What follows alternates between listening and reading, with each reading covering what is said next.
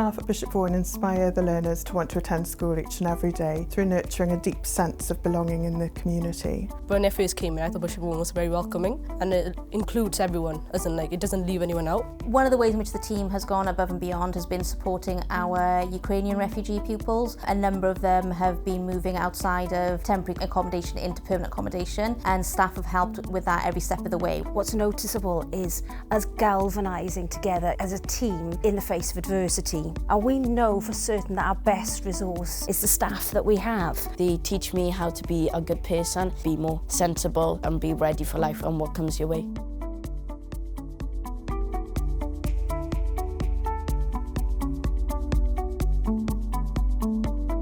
The team brings a fantastic and different way of teaching to schools across Swansea. They offer a transformative, innovative, hands-on, practical-based approach to learners who would struggle within the traditional classroom environment. I think they deserve to win the award for the amazing stuff they do and the support that they give their learners. They're great people, we can't thank them enough. It's been transformational in their attitude to the community and to the work that they're doing. They feel really proud of what they're achieving. We wouldn't be here right now if it wasn't for the college.